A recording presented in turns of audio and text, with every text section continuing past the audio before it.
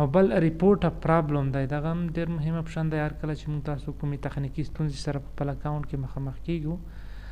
د ویډیو په برخه کې مثلا ویډیو نه اپلوډ کیږي یا نورې برخې ویډیوګانې موږ تاسو نشو جوړولی ټیک ټاک کې پروموټ په برخه کې وي پروموټ فار ادرس چې موږ تاسو کله موږ د نورو چا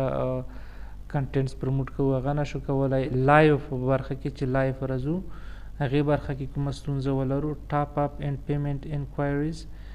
کله چې موږ تاسو اکاونټ ته پیسې اضافه کوو د پیمنټ په برخه کې ویدډراول په برخه کې مقصد ریویو پروموشن ریزلټس په هره برخه کې چې موږ تاسو مشکل ولرو نو په دغه یو اپشن باندې کلیک کوو او مخکې ځو نو موږ تاسو خپله ستونزه له ټیک ټاک سره شریکوو او دوی په هماغه دقیقه کې هماغه مشکل حل کوي. او که چېرته مقصد مخکې له هغې چې ټیک ټاک سره دغه موضوع شریکه کړو په همدغه برخه کې ډېر زیات معلومات دوی خپل هم تیار وړاندې له وړاندې لیکلي دي همغه معلومات لولو. چېرته ستونزه حل نه شوله نو بالاخره زو دوی سره عملا همغه ستونزه شریکوو.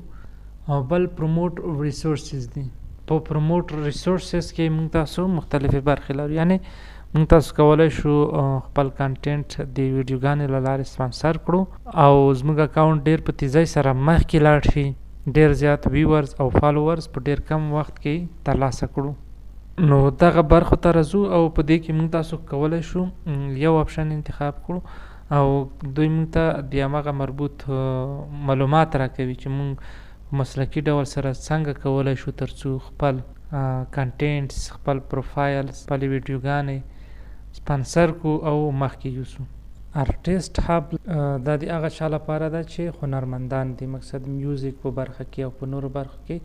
نو دلته ځان ته یو اکاونټ جوړیږي او کولی شي خپل هنر د ټیک ټاک له لارې مخکې یوسي.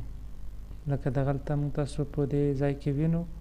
مختلف ارټیسټ دي او خپل کنټینټ یې اپلوډ کړي دي او مخکې ځي. وروستنی اپشن د اډ اپشن دی. نو د اډ اپشن له لارې موږ تاسو کولی شو خپل کنټینټ اډ کړو یعنې موږ کولی شو کوم کنټینټ د اډیو ویډیو په ډول چې ولرو کولی شو دلته یې اپلوډ کړو یعنې مشخصا هغه ټاپیکونه چې موږ تاسو یې غواړو چې هغې باندې یو کنټینټ جوړ کړو او د هغې لپاره بیا فرینډز جاین کړو راوی غواړو انوایټ یې کړو تر څو همغه کنټینټ ته ریچ آوټ وکړي او ویې ګوري.